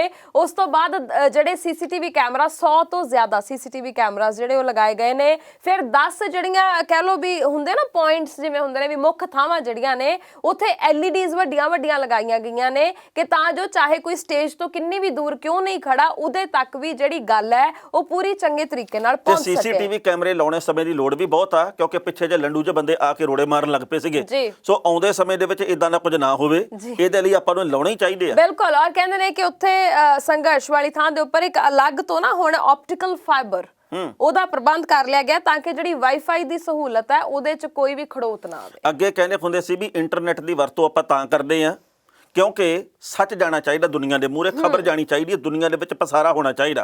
ਹੁਣ ਇੰਟਰਨੈਟ ਬੰਦ ਤਾਂ ਕਰਦੇ ਆ ਵੀ ਕਿਤੇ ਸੱਚ ਨਾ ਚਲਾ ਜਾਵੇ। ਫਰਕ ਬਸ ਇਹ ਪੈ ਗਿਆ। ਔਰ ਮੈਂ ਇੱਕ ਥੋੜੇ ਦਿਨਾਂ ਪਹਿਲਾਂ ਨਾ ਇੱਕ ਸਰਵੇ ਰਿਪੋਰਟ ਪੜ੍ਹ ਰਹੀ ਸੀ ਟਾਣਾ ਸਾਹਿਬ, ਮੈਨੂੰ ਨਹੀਂ ਪਤਾ ਕਿ ਉਹ ਬਿਲਕੁਲ ਸੱਚ ਹੈ ਜਾਂ ਨਹੀਂ ਹੈ, ਪਰ ਉਹਦੇ ਵਿੱਚ ਦਾਅਵਾ ਕੀਤਾ ਗਿਆ ਸੀ ਕਿ ਸਾਰੇ ਮੁਲਕਾਂ ਦੇ ਨਾਂ ਸੀ ਵੀ ਕਿਹੜੇ ਮੁਲਕ ਨੇ ਕਿੰਨੀ ਵਾਰ ਆਪਣਾ ਜਿਹੜਾ ਇੰਟਰਨੈਟ ਆ ਉਹਨੂੰ ਬੰਦ ਕੀਤਾ ਹੈ, ਤੇ ਭਾਰਤ ਉਹਦੇ 'ਚ ਨੰਬਰ 1 ਤੇ ਸੀ। ਸਭ ਤੋਂ ਵੱਧ ਵਾਰ ਭਾਰਤ ਦੇ ਵਿੱਚ ਲੋਕਾਂ ਦੀ ਆਵਾਜ਼ ਨੂੰ ਦੱਬਣ ਦੇ ਲਈ ਇੰਟਰਨੈਟ ਨੂੰ ਬੰਦ ਕੀਤਾ ਗਿਆ। ਮੇਰੇ ਡਿਜੀਟਲ ਭਾਰਤ ਦੇ ਵਿੱਚ ਐਵੇਂ ਹੁੰਦਾ ਜੀ ਬਈ ਐਂ ਤਾਂ ਨਹੀਂ ਚਾਹੀਦਾ। ਕਿਉਂ ਨਹੀਂ ਚਾਹੀਦਾ? ਦੇਖੋ ਗੱਲ ਕਰਨ ਦੀ ਆਜ਼ਾਦੀ ਆ, ਜੇ ਤਾਂ ਗੱਲ ਕਰਨੀ ਸੱਚੀ ਮੁੱਚੀ ਦੇਸ਼ ਦੇ ਖਿਲਾਫ ਹੋਵੇ, ਕਿਸੇ ਦਾ ਸਨਮਾਨ ਨਾ ਕਰਦੀ ਹੋਵੇ, ਕਿਸੇ ਦੇ ਅਪਮਾਨ 'ਚ ਜਾਂਦੀ ਹੋਵੇ ਤਾਂ ਠੀਕ ਆ, ਪਰ ਜੇਕਰ ਗੱਲ ਸੱਚੀ ਆ ਤਾਂ ਫਿਰ ਤਾਂ ਗੱਲ ਰੱਖਣੀ ਚਾਹੀਦੀ ਹੈ। ਬਿਲਕੁਲ ਸਹੀ। ਸਾਡਾ ਸੰਵਿਧਾਨ ਵੀ ਸਾਨੂੰ ਸਾਰਿਆਂ ਨੂੰ ਇਹ ਕਾਨੂੰਨੀ ਹੱਕ ਦਿੰਦਾ ਹੈ ਕਿ ਅਸੀਂ ਬੋਲ ਕੇ, ਲਿਖ ਕੇ ਆਪਣੇ ਵਿਚਾਰਾਂ ਨੂੰ ਪ੍ਰਗਟ ਕਰ ਸਕਦੇ ਹਾਂ ਸੱਭਿਅਕ ਤਰੀਕੇ ਦੇ ਨਾਲ, ਤੇ ਜੇਕਰ ਕੋਈ ਸੱਭਿਅਕ ਤਰੀਕੇ ਨਾਲ ਆਪਣੇ ਵਿਚਾਰ ਕਿਸੇ ਦੇ ਅੱਗੇ ਰੱਖ ਰਿਹਾ ਹੈ ਤੇ ਫਿਰ ਉਹਦੇ 'ਚ ਆਪਾਂ ਨੂੰ ਤੰਗੀ ਨਹੀਂ ਹੋਣੀ ਚਾਹੀਦੀ। ਵਿਚਾਰ ਆਪੋ ਆਪਣੇ ਹੁੰਦੇ ਨੇ। ਚੱਜ ਦਾ ਵਿਚਾਰ। ਪ੍ਰਾਈਮ ਏਸ਼ੀਆ ਟੀਵੀ ਤੇ ਵਕਫੇ ਤੋਂ ਬਾਅਦ ਇੱਕ ਵਾਰ ਫਿਰ ਤੋਂ ਤੁਹਾਡਾ ਸਾਰਿਆਂ ਦਾ ਸਵਾਗਤ ਹੈ ਜੀ। ਪ੍ਰੋਗਰਾਮ ਚੱਜ ਦਾ ਵਿਚਾਰ ਵੇਖ ਰਹੇ ਹੋ ਤੁਸੀਂ। ਮੈਂ ਹਰਮਨ ਥਿੰਦ, ਮੇਰੇ ਨਾਲ ਨੇ ਸਵਰਨ ਸਿੰਘ ਟਾਣਾ, ਤੇ ਹੁਣ ਅਗਲੀਆਂ ਖਬਰਾਂ ਵੱਲ ਵਧੀਏ। ਆਉਣ ਦਿਓ। ਟਾਣਾ ਸਾਹਿਬ, ਉਹ ਗਾਣਾ ਤੁਸੀਂ ਵੀ ਸੁਣਿਆ, ਹਰ ਇੱਕ ਪੰਜਾਬੀ ਨੇ ਸੁਣਿਆ ਹੋਵੇਗਾ ਵੀ ਮਾਂ ਹੁੰਦੀ ਹੈ ਮਾਂ ਉਹ ਦੁਨੀਆ ਵਾਲਿਓ। ਹਾਂ, ਮਾਂ ਰੱਬਾ ਦੇਵ ਕਰੇ ਅਰਜ਼ੋਈ, ਬੱਚਿਆਂ ਦੀ ਮਾਂ ਮਰੇ ਨਾ ਕੋਈ, ਖੋ ਲੈਂਦੇ ਟੁੱਕ ਕਾਂ ਉਹ ਦੁਨੀਆ ਵਾਲਿਓ, ਮਾਂ ਹੁੰਦੀ ਹੈ ਮਾਂ ਉਹ ਦੁਨੀਆ ਵਾਲਿਓ। ਬਿਲਕੁਲ ਸਹੀ। ਜੋ ਮਾਂ ਹੈ ਉਹ ਮਾਂ ਹੀ ਹੈ, ਰੱਬ ਦੀ ਵੀ ਤਾਂ ਮਾਂ ਹੋਏਗੀ ਨਾ। ਸੋ ਇਹ ਜਿਹੜੀ ਮਾਂ ਹੈ, ਇਹ ਕਿਉਂ ਇਹਨੂੰ ਰੱਬ ਦਾ ਰੂਪ ਜਾਂ ਰੱਬ ਕਿਹਾ ਜਾਂਦਾ, ਉਹਦੀ ਇੱਕ ਬਹੁਤ ਸੋਹਣੀ, ਬਹੁਤ ਵੱਡੀ ਉਦਾਹਰਨ ਮੇਰੇ ਸਾਹਮਣੇ ਆਈ ਹੈ। ਮੈਂ ਚਾਹੁੰਦੀ ਹਾਂ ਆਪਾਂ ਉਹ ਜ਼ਰੂਰ ਸਾਂਝੀ ਕਰੀਏ। ਕਰੋ। ਅਸਲ ਦੇ ਵਿੱਚ ਟਾਣਾ ਸਾਹਿਬ, ਇਹ ਨਾ ਰਾਜਸਥਾਨ ਦੇ ਵਿੱਚ ਉਦੈਪੁਰ ਜਗ੍ਹਾ ਹੈ, ਉੱਥੋਂ ਦੀ ਖਬਰ ਹੈ। ਉੱਥੇ ਇੱਕ ਬੀਬੀ ਜੀ ਜਿਨ੍ਹਾਂ ਦਾ ਨਾਂ ਹੈ ਦਾਪੂ ਬਾਈ। ਦਾਪੂ ਬਾਈ, ਹਾਂਜੀ। ਇਹਨਾਂ ਦੇ ਨਾ ਇਹ ਕਹਿੰਦੇ ਵਿਆਹ ਨੂੰ 10 ਸਾਲ ਹੋ ਗਏ ਸੀ, ਪਰ ਕੋਈ ਵੀ ਬੱਚਾ ਨਹੀਂ ਸੀ, ਜਿਸ ਤੋਂ ਬਾਅਦ ਚ ਹੁਣ ਇਹਨਾਂ ਦੇ ਘਰੇ ਗੁੜੀਆ ਹੋਈ ਹੈ। ਇਹ ਜਿਹੜਾ ਬੱਚਾ ਹੈ, ਇਹ ਬੱਚਾ 6ਵੇਂ ਮਹੀਨੇ ਦੇ ਵਿੱਚ ਹੋ ਗਿਆ। ਅੱਛਾ। ਜਿਸ ਤੋਂ ਬਾਅਦ ਵਿੱਚ ਡਾਕਟਰਾਂ ਨੇ ਕਹਿ ਦਿੱਤਾ ਕਿ ਇਹ ਬੱਚਾ ਕਿਉਂਕਿ ਪ੍ਰੀਮੈਚੁਰ ਹੈ ਤੇ ਇਹਨੂੰ ਬਚਾਉਣਾ ਬਹੁਤ ਔਖਾ ਹੈ, ਇਹ ਬੱਚਾ ਨਹੀਂ ਬਚ ਸਕਦਾ। ਤੇ ਇਸ ਮਾਂ ਨੇ ਕਿਹਾ ਵੀ ਨਹੀਂ, ਇਸ ਬੱਚੇ ਨੂੰ ਬਚਾਉਣਾ ਹੀ ਹੈ, ਚਾਹੇ ਜੋ ਮਰਜ਼ੀ ਹੋ ਜਾਏ, ਮੇਰੀ ਜਿੰਦ ਹੈ ਇਹਦੇ ਵਿੱਚ, ਹਨਾ। ਤੇ ਉਹਨਾਂ ਨੇ ਕਿਹਾ ਵੀ ਦੇਖੋ, ਇਹਦੇ ਲਈ ਸਿਰਫ ਇੱਕੋ ਇੱਕ ਹੱਲ ਹੈ, ਤੇ ਉਹ ਹੱਲ ਬਹੁਤ ਔਖਾ ਹੈ। ਜੇ ਤੁਸੀਂ ਉਹ ਕੰਮ ਕਰ ਸਕਦੇ ਹੋ ਤਾਂ ਬੱਚਾ ਬਚ ਜਾਏਗਾ, ਨਹੀਂ ਤਾਂ ਨਹੀਂ ਜੀ। ਤੇ ਉਹਨਾਂ ਨੇ ਕਿਹਾ ਵੀ ਕਰਨਾ ਕੀ ਹੋਏਗਾ, ਮੈਂ ਸਭ ਕੁਝ ਕਰਨ ਲਈ ਤਿਆਰ ਹਾਂ। ਉਹਨਾਂ ਨੇ ਕਿਹਾ ਵੀ ਇੱਕ ਟ੍ਰੀਟਮੈਂਟ ਹੁੰਦਾ ਹੈ, ਉਹਨੂੰ ਕਹਿੰਦੇ ਆ ਕੰਗਾਰੂ ਮਦਰ ਕੇਅਰ ਟ੍ਰੀਟਮੈਂਟ।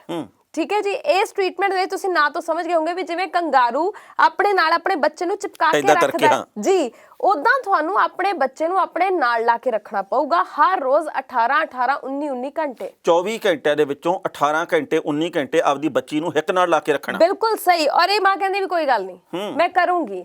ਹਰ ਰੋਜ਼ ਟਾਣਾ ਸਾਹਿਬ 18 ਘੰਟੇ ਆਪਣੇ ਬੱਚੇ ਨੂੰ ਆਪਣੀ ਛਾਤੀ ਨਾਲ ਲਾ ਕੇ ਰੱਖਿਆ। ਵਾਹ। ਇਉਂ ਹੀ ਸੌਂਦੀ ਰਹੀ, ਇਉਂ ਹੀ ਲੰਮੀ ਪਈ ਰਹੀ ਵੀ ਮੈਂ ਆਪਣੇ ਬੱਚੇ ਨੂੰ ਬਚਾਉਣਾ। ਕੰਮ ਵੀ ਕਰਨਾ ਤਾਂ ਇੱਕ ਹੱਥ ਨਾਲ ਕਰ ਲੈਣਾ, ਪਰ ਬੱਚੇ ਨੂੰ ਨਾਲ ਲਾ ਕੇ ਰੱਖਣਾ, ਬੱਚੇ ਨੂੰ ਨਾਲ ਹੀ ਰੱਖਣਾ। ਤੇ ਹੌਲੀ ਹੌਲੀ ਉਹ ਬੱਚੇ ਦੀ ਸਿਹਤ ਦੇ ਵਿੱਚ ਸੁਧਾਰ ਹੋਣ ਲੱਗਿਆ। ਵਾਹ। ਹੌਲੀ ਹੌਲੀ ਉਹ ਤੰਦਰੁਸਤ ਹੋਣ ਲੱਗਿਆ, ਤੇ ਇਸ ਵੇਲੇ ਉਸ ਬੱਚੇ ਦਾ ਭਾਰ ਦੁੱਗਣਾ ਹੈ। ਜਦੋਂ ਦਾ ਜਨਮ ਹੋਇਆ ਸੀ ਉਹ ਤੋਂ ਦੁੱਗਣਾ ਹੋ ਮਤਲਬ ਗਿਆ। ਇਹ ਹੈ ਵੀ ਬੱਚੀ ਬਿਲਕੁਲ ਤੰਦਰੁਸਤਾਂ ਵਰਗੀ ਹੋ ਗਈ ਹੈ ਜੀ। ਔਰ ਅੱਜ ਡਾਕਟਰਸ ਵੀ ਹੈਰਾਨ ਨੇ, ਉਹ ਕਹਿੰਦੇ ਬੱਚੀ ਬਿਲਕੁਲ ਠੀਕ ਹੈ। ਔਰ ਹਾਲੇ ਵੀ ਉਹ ਔਰਤ ਜਿਹੜੀ ਹੈ ਹਰ ਰੋਜ਼ ਆਪਣੇ ਬੱਚੇ ਨੂੰ 1 ਘੰਟੇ ਦੇ ਲਈ ਆਪਣੇ ਨਾਲ ਇੱਦਾਂ ਹੀ ਚਿਪਕਾ ਕੇ ਰੱਖਦੀ ਹੈ ਔਰ ਬੱਚਾ ਬਿਲਕੁਲ ਤੰਦਰੁਸਤ ਹੋ ਗਿਆ।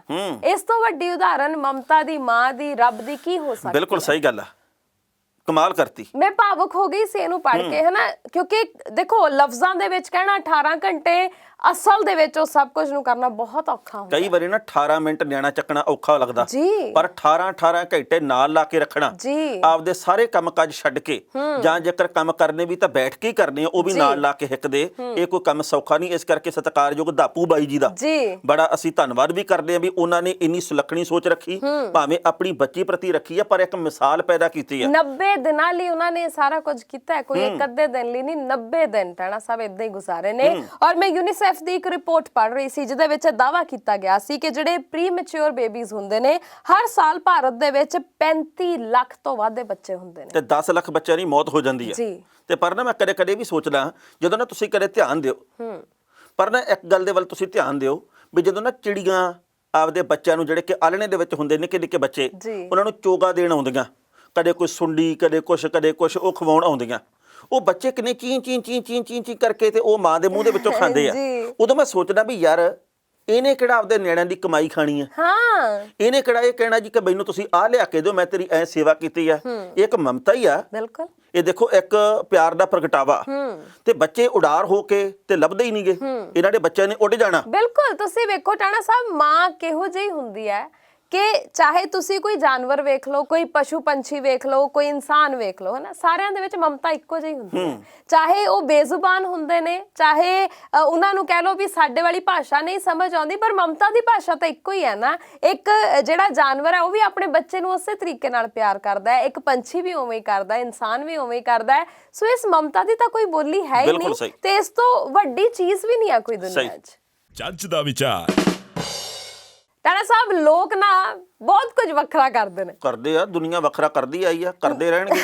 ਕਰਨਾ ਚਾਹੀਦਾ ਹੈ। ਪਰ ਮੈਂ ਇੱਕ ਮੁੰਡੇ ਬਾਰੇ ਪੜ੍ਹਿਆ, ਅੱਛਾ, ਮੈਨੂੰ ਜਦੋਂ ਮੈਂ ਉਹਦੇ ਬਾਰੇ ਚ ਪਹਿਲਾਂ ਸ਼ੁਰੂਆਤ ਚ ਪੜ੍ਹਨਾ ਸ਼ੁਰੂ ਕੀਤਾ, ਬੜੀ ਹੈਰਾਨੀ ਹੋਈ ਵੀ ਐ ਕਿਵੇਂ ਕੋਈ ਕਰ ਸਕਦਾ, ਹਨਾ। ਪਰ ਜਦੋਂ ਮੈਂ ਸਾਰੀ ਕਹਾਣੀ ਉਹਦੀ ਪੜ੍ਹੀ ਤੇ ਮੈਨੂੰ ਬੜਾ ਮਾਣ ਵੀ ਹੋਇਆ ਉਹਦੇ ਤੇ, ਅਸਲ ਚ ਮਾਣ ਵੀ ਹੋਇਆ, ਕਈ ਵਿਚਾਰ ਵੀ ਆਏ ਮਨ ਦੇ ਵਿੱਚ। ਇਹ ਨਾ ਇੱਕ ਮੁੰਡਾ ਸ਼ਕੁਲ ਗੁਪਤਾ ਜੀ,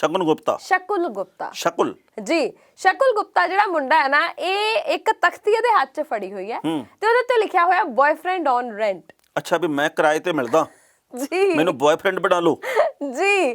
ਅਸਲ ਦੇ ਵਿੱਚ ਇਹ ਮੁੰਡਾ ਕਹਿੰਦਾ ਵੀ ਮੈਂ ਬੜਾ ਤੰਗ ਪਰੇਸ਼ਾਨ ਸੀ, ਮੈਂ ਜਦੋਂ ਵੀ ਕਿਸੇ ਕੁੜੀ ਦੇ ਨਾਲ ਦਿਲ ਦੀ ਗੱਲ ਕਰਨੀ ਤਾਂ ਉਹਨੇ ਮੈਨੂੰ ਨਾ ਕਰ ਦੇਣੀ। ਅੱਛਾ। ਜਦੋਂ ਵੀ ਮੈਂ ਕਿਸੇ ਦੇ ਕੋਲ ਜਾਣਾ ਉਹਨੇ ਦੂਰ ਹੋ ਜਾਣਾ, ਹਨਾ। ਮੇਰੇ ਨੇੜੇ ਕਦੇ ਵੀ ਨਹੀਂ ਕੋਈ ਕੁੜੀ ਆਈ, ਕਿਸੇ ਨੇ ਹੈਲੋ ਤੱਕ ਵੀ ਨਹੀਂ ਕਿਹਾ ਸੀ। ਉਹ ਬੰਦਾ ਮਤਲਬ ਕਹਿਣ ਦਾ ਵੀ ਮੁੰਡਾ ਇਹ ਦੁਖੀ ਹੋ ਗਿਆ ਵੀ ਮੇਰੇ ਮੂੰਹ ਤੇ ਪਤਾ ਨਹੀਂ ਕਿ ਫਿੱਟੇ ਮੂੰਹ ਲਿਖਿਆ। ਜੀ ਬਿਲਕੁਲ। ਫਿਰ ਦੋਸਤਾਂ ਯਾਰਾਂ ਨੇ ਵੱਖਰੀਆਂ ਟਿਚਰਾਂ ਕਰਨੀਆਂ ਵੀ ਤੈਨੂੰ ਵੇਖ ਕੇ ਤਾਂ ਕੁੜੀਆਂ ਭੱਜ ਜਾਂਦੀਆਂ ਨੇ, ਹਨਾ। ਉਸ ਵਾਰ ਕਹਿੰਦੇ ਖਾਸ ਤੌਰ ਤੇ ਜਦੋਂ ਆਹ ਵਾਲੇ ਦਿਨ ਹੁੰਦੇ ਵੈਲੈਂਟਾਈਨਸ ਉਹ, ਤੇ ਉਦੋਂ ਲੋਕਾਂ ਨੇ ਤਾਂ ਜਾਣਾ, ਕਿਸੇ ਨੇ ਕਾਫੀ ਪੀਣ ਜਾਣਾ, ਕਿਸੇ ਨੇ ਫਿਲਮ ਵੇਖਣ ਜਾਣਾ, ਤੇ ਮੈਂ ਫੇਰ ਵੇਖਣਾ ਵੀ ਮੇਰੀ ਜ਼ਿੰਦਗੀ ਕਿਹੋ ਜਿਹੀ ਹੈ, ਹਨਾ। ਤੇ ਉਹਨਾਂ ਨੂੰ ਆਈਡੀਆ ਆਇਆ ਕਿ ਕਿਉਂ ਨਾ ਮੈਂ ਆਪਣੇ ਆਪ ਨੂੰ ਕਿਰਾਏ ਤੇ ਦਿਆਂ। ਹਾਂ, ਤੇ ਉਹਨਾਂ ਨੇ ਇਹ ਕੰਮ ਸ਼ੁਰੂ ਕੀਤਾ, ਤਸਵੀਰਾਂ ਪਾ ਦਿੱਤੀਆਂ ਸੋਸ਼ਲ ਮੀਡੀਆ ਦੇ ਉੱਪਰ ਕਿ ਬॉयਫ੍ਰੈਂਡ ਔਨ ਰੈਂਟ, ਤੇ ਕਹਿੰਦੇ ਹੁਣ ਤੱਕ 45 ਤੋਂ ਵੱਧ ਕੁੜੀਆਂ ਨਾਲ ਮੈਂ ਚਾਹ ਕਾਫੀ ਪੀ ਚੁੱਕਿਆ, ਹਨਾ। ਮਤਲਬ ਮੈਂ ਕਹਿੰਦੇ ਉਹਨਾਂ ਨੂੰ ਇਹ ਕਹਿਣਾ ਵੀ ਜੇ ਤੁਸੀਂ ਮੇਰੇ ਨਾਲ ਕਾਫੀ ਪੀਣਾ ਚਾਹੁੰਦੇ ਹੋ, ਜੇ ਤੁਸੀਂ ਮੇਰੇ ਨਾਲ ਲੌਂਗ ਡਰਾਈਵ ਤੇ ਜਾਣਾ ਚਾਹੁੰਦੇ ਹੋ, ਜਾਂ ਤੁਸੀਂ ਮੇਰੇ ਨਾਲ ਵੈਸੇ ਹੀ ਗੱਲਾਂ ਬਾਤਾਂ ਕਰਨੀਆਂ ਚਾਹੁੰਦੇ ਹੋ, ਤਾਂ ਉਹਦੇ ਲਈ ਮੈਂ ਉਪਲਬਧ ਹਾਂ। ਵਾਹ। ਤੇ ਪਤਾ ਲੱਗਾ ਵੀ ਜਿਹੜੇ ਇਹਦੇ ਘਰ ਦੇ ਆ ਉਹ ਹੈਰਾਨ ਆ ਵੀ ਅਸੀਂ ਆ ਕੀ ਜੰਮ ਲਿਆ। ਕਹਿੰਦੇ ਵੀ ਅਸੀਂ ਬੜਾ ਹੈਰਾਨ ਆ। ਇਹਦੀ ਮੰਮੀ ਡੈਡੀ ਨੇ ਕਿਹਾ ਵੀ ਭਾਈ ਸਾਡਾ ਮੁੰਡਾ ਜਿਹੜਾ ਉਹ ਕਿਸ ਤਰੀਕੇ ਦੇ ਨਾਲ ਇੱਕ ਵੱਖਰੀ ਸੋਚ ਲੈ ਕੇ ਆਇਆ। ਤੇ ਵੈਸੇ ਆਂਢੀ ਗੁਆਂਢੀ ਵੀ ਕਹਿੰਦੇ ਵੀ ਅੱਜ ਕੱਲ ਫਰੀ ਆ। ਤੇ ਕਹਿਣ ਦਾ ਭਾਵ ਇਹ ਆ ਵੀ ਲੋਕ ਆ ਜਿਹੜੇ ਉਹ ਤਰ੍ਹਾਂ ਦੀਆਂ ਖੋਜਾਂ ਕਰਦੇ ਆ, ਇਹਦੇ ਨਾਲ ਕਿਸੇ ਦਾ ਸਹਿਮਤ ਹੋਣਾ, ਅਸਹਿਮਤ ਹੋਣਾ, ਆਪੋ ਆਪਣੇ ਵਿਚਾਰ, ਇਹ ਵਿਚਾਰ ਆਪੋ ਆਪਣੇ ਆ। ਪਰ ਇਦਾਂ ਵੀ ਚੱਲ ਰਿਹਾ। ਬਿਲਕੁਲ, ਇਹ ਵੀ ਇੱਕ ਪੱਖ ਹੈਗਾ। ਪਿਛਲੇ 3 ਸਾਲਾਂ ਤੋਂ ਇਹ ਕੰਮ ਕਰ ਰਹੇ ਨੇ। ਮੈਂ ਤਾਂ ਹੈਰਾਨ ਸੀ। ਤੇ ਭਾਈ ਵੈਸੇ ਆਪਾਂ ਨੂੰ ਇਦਾਂ ਦਾ ਕੰਮ ਨਹੀਂ ਕਰਨਾ ਚਾਹੀਦਾ। ਆਪਾਂ ਕਿਸੇ ਨੂੰ ਸਮਰਪਣ ਹੋਈਏ ਤੇ ਕਿਸੇ ਦੇ ਹੋ ਕੇ ਰਹੀਏ। ਨਹੀਂ, ਪਰ ਗੱਲ ਇਹ ਆ ਨਾ ਟਾਣਾ ਸਾਹਿਬ, ਦੇਖੋ ਉਹ ਬੰਦੇ ਦਾ ਵੀ ਇਹੀ ਕਹਿਣਾ, ਉਹ ਕਹਿੰਦੇ ਵੀ ਕੋਈ ਵੀ ਨਹੀਂ ਸਮਝ ਸਕਦਾ ਕਿ ਮੇਰੇ ਉੱਪਰ ਕੀ ਬੀਤਦੀ ਹੈ, ਮੇਰੇ ਵਿਚਾਰ ਕੀ ਨੇ। ਇਸ ਚੀਜ਼ ਨੂੰ ਕੋਈ ਨਹੀਂ ਸਮਝ ਸਕਦਾ। ਹਰ ਇੱਕ ਨੂੰ ਐਂ ਲੱਗਦਾ ਵੀ ਆਹ ਕਿਹੜਾ ਕੰਮ ਹੈ, ਜਾਂ ਆਹ ਕੀ ਚੀਜ਼ ਹੋਈ, ਹਨਾ। ਜਾਂ ਲੋਕ ਮੈਨੂੰ ਇਉਂ ਵੇਖਦੇ ਜਿਵੇਂ ਮੈਂ ਕਿਸੇ ਹੋਰ ਹੀ ਪਲੈਨਟ ਤੋਂ ਆਇਆ ਹੁੰਨਾ। ਪਰ ਕਹਿੰਦੇ ਜੋ ਵੀ ਕਿਸੇ ਇਨਸਾਨ ਦੇ ਉੱਪਰ ਬੀਤਦੀ ਆ ਉਹ ਦੂਜਾ ਇਨਸਾਨ ਨਹੀਂ ਸਮਝ ਸਕਦਾ। ਸੋ ਪਤਾ ਨਹੀਂ ਕੀ ਹਾਲਾਤ ਹੋਣਗੇ ਉਹਨਾਂ ਦੇ। ਲੋਕ ਵੀ ਤਾਂ ਵੈਸੇ ਅਵਲੀਆਂ ਗੱਲਾਂ ਕਰਦੇ ਆ। ਮੈਨੂੰ ਪਿਛਲੇ 3-4 ਦਿਨਾਂ ਤੋਂ ਇੱਕ ਬੰਦਾ ਮੈਸੇਜ ਕਰੀ ਜਾਂਦਾ, ਕਹਿੰਦਾ ਵੀ ਹਰਮਨ ਜੀ ਵਿਆਹੇ ਆ। ਮੈਂ ਕਿਹਾ ਦੀਦੀ ਨੂੰ ਸ਼ਗਨ ਭੇਜਣਾ ਸੀ। ਸੱਚੀ ਨੇਤੀ ਤੁਸੀਂ ਫਿਰ ਦੱਸਿਆ ਨਹੀਂ।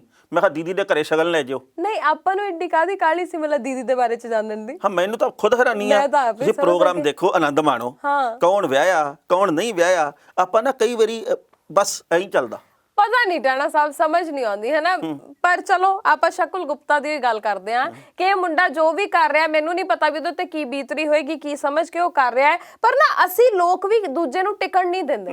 ਜਦ ਤੱਕ ਕੋਈ ਨਹੀਂ ਵਿਆਹਿਆ ਹੁੰਦਾ ਉਦੋਂ ਤੱਕ ਤਾਂ ਕਹਾਂਗੇ ਵਿਆਹ ਨਹੀਂ ਹੋਇਆ, ਕਰਾ ਲਾ ਹੁਣ, ਉਮਰ ਕਿੰਨੀ ਹੋ ਗਈ, ਨਾਲ ਦੇ ਵਿਆਹ ਗਏ, ਨਾਲ ਦੇ ਤਾਂ ਨਿਆਣੇ ਹੋ ਗਏ, ਤੂੰ ਵਿਆਹ ਕਿਉਂ ਨਹੀਂ ਕਰਾ ਰਿਹਾ, ਕੋਈ ਕੁੜੀ ਨਹੀਂ ਲੱਭ ਰਹੀ। ਜਦੋਂ ਵਿਆਹ ਹੋ ਜੇ, ਅੱਜ ਕੱਲ ਤਾਂ ਫਿਰ ਵਿਆਹ ਹੋ ਗਿਆ। ਨਹੀਂ ਮੈਂ ਤੁਹਾਨੂੰ ਦੱਸਦਾ ਵੀ ਲੋਕਾਂ ਦੇ ਇੱਕ ਹਿੱਸੇ ਦੀ ਕੀ ਆਦਤ ਆ, ਸ਼ਾਇਦ ਆਪਾਂ ਵੀ ਉਹਨਾਂ ਚ ਹੋਈਏ। ਬੰਦੇ ਨੂੰ ਆਪਦੇ ਬਾਰੇ ਨਹੀਂ ਪਤਾ ਹੁੰਦਾ, ਉਹਦਾ ਸਾਰਿਆਂ ਬਾਰੇ ਪਤਾ ਹੁੰਦਾ। ਹੋ ਸਕਦਾ ਮੈਨੂੰ ਆਪਦੇ ਬਾਰੇ ਨਾ ਪਤਾ ਹੋਵੇ। ਮੈਂ ਤਾਂ ਗੱਲ ਸੱਚੀ ਮੰਨਦਾ, ਮੈਂ ਤਾਂ ਗੱਲ ਸੱਚੀ ਮੁੱਚੀ ਸਪਸ਼ਟ ਤੌਰ ਤੇ ਮੰਨਦਾ। ਉਹ ਇਹ ਹੈ ਵੀ ਜੇ ਤਾਂ ਕੋਈ ਰੋਂਦਾ ਹੋਵੇ ਤਾਂ ਉਹਨੂੰ ਕਹਿੰਦੇ ਨਾ ਪੁੱਤ ਰੋਇਆ ਨਾ ਕਰ, ਨਾ ਮੇਰਾ ਵੀਰਾ ਰੋਈਦਾ ਨਹੀਂ ਹੁੰਦਾ, ਬੁੱਗੇ ਕਦੇ ਰੋਣਾ ਨਹੀਂਗਾ, ਹੱਸਦਿਆਂ ਦੇ ਘਰ ਵਸਦੇ ਹੱਸਿਆ ਕਰ। ਤੇ ਜੇ ਕੋਈ ਹੱਸਦਾ ਹੋਵੇ ਤੇ ਉਦੋਂ ਕੱਢ ਕੇ ਇਹ ਦੰਦ ਹੀ ਕੱਢਦਾ, ਇਹਨੂੰ ਹੈ ਹੀ ਨਹੀਂ ਚੜੀ ਲੱਥੀ ਦੀ, ਹੈ ਹੀ ਨਹੀਂ, ਇਹਨੂੰ ਹੋਰ ਹੀ ਚੰਡੀ ਚੜੀ ਰਹਿੰਦੀ ਆ। ਫਿਰ ਦੂਜੇ ਪਾਸੇ ਆਪਾਂ ਨਹੀਂ ਟਿਕਣ ਦਿੰਦੇ ਬੰਦੇ ਨੂੰ ਕਿਸੇ ਵੀ ਬੰਦੇ। ਜੱਜ ਦਾ ਵਿਚਾਰ। ਹਰਮਨ ਜੀ ਕੱਲ ਮੇਰੇ ਇੱਕ ਦੋਸਤ ਦਾ ਮੈਨੂੰ ਫੋਨ ਆਇਆ, ਕਹਿੰਦਾ ਵੀ ਇੱਕ ਬੇਨਤੀ ਹੈ ਤੇਰੇ ਤੱਕ। ਮੈਂ ਕਿਹਾ ਹੁਕਮ ਕਰ। ਕਹਿੰਦਾ ਦੇਖ ਮੈਂ ਤੈਨੂੰ ਕਦੇ ਕੰਮ ਕਿਹਾ ਨੀਗਾ, ਅੱਜ ਮੈਂ ਤੈਨੂੰ ਇੱਕ ਗੱਲ ਕਹਿਣ ਲੱਗਾ, ਮੇਰੀ ਗੱਲ ਮੰਨਣੀ ਆ। ਅੱਛਾ ਜੀ। ਮੈਂ ਕਿਹਾ ਠੀਕ ਆ। ਕਹਿੰਦਾ ਦੇਖੋ ਵੀ ਹੁਣ ਵਾਢੀਆਂ ਸ਼ੁਰੂ ਹੋ ਜਾਣੀਆਂ ਅਪ੍ਰੈਲ ਦੇ ਮਹੀਨੇ 'ਚ, ਅਸੀਂ ਵੀ ਕਣਕ ਵਢਾਉਣੀ ਆ। ਮੈਂ ਕਿਹਾ ਵਧੀਆ ਗੱਲ ਆ, ਕੰਬਾਈਨ ਲਾ ਲਓ। ਕਹਿੰਦਾ ਨਾ ਕੰਬਾਈਨ ਨਹੀਂ ਲਾਉਣੀ, ਐਤਕੀ ਤੁਹਾਡੇ ਕਹੇ ਦੇ ਉੱਤੇ ਇੱਕ ਵਿਅਕਤੀ ਵਿਸ਼ੇਸ਼ ਨੂੰ ਸੱਦਣਾ। ਮੈਂ ਸੁਣਿਆ ਕਹਿੰਦਾ ਵੀ ਮਥੁਰਾ ਦੇ ਵਿੱਚੋਂ ਕਣਕ ਬਹੁਤ ਸੋਹਣੀ ਵੱਢਦਾ। ਮੈਂ ਕਿਹਾ ਵੀ ਕਿਹਦੀ ਗੱਲ ਕਰਦੇ ਹੋ? ਕਹਿੰਦੇ ਵੀ ਹੇਮਾ ਮਾਲਿਨੀ ਜੀ ਕਣਕ ਬਹੁਤ ਸੋਹਣੀ ਵੱਢਦੇ ਆ। 2019 ਦੀਆਂ ਚੋਣਾਂ ਦੇ ਵਿੱਚ ਉਹਨਾਂ ਨੇ 4 ਸਿੱਟੇ ਚੱਕ ਕੇ ਪ੍ਰਚਾਰ ਵੀ ਕੀਤਾ ਸੀ ਵੀ ਮੇਰੇ ਦੇਸ਼ ਕੀ ਧਰਤੀ ਸੋਨਾ ਉਗਲੇ ਉਗਲੇ ਹੀਰੇ ਮੋਤੀ। ਇਹ ਤਾਂ ਮੋਤੀ ਉਗਲਦੀ ਆ, ਇਹ ਹੀਰੇ ਮੋਤੀਆਂ ਦੀ ਖਾਣ ਆ। ਪਰ ਉਹ ਕਹਿੰਦੇ ਵੀ ਜਦੋਂ ਇੰਨਾ ਤਜਰਬਾ, ਮੈਂ ਚਾਹੁੰਦਾ ਵੀ 4 ਦਿਨ ਸਾਡੀ ਕਣਕ ਤੇ ਲਾ ਜਾਣ।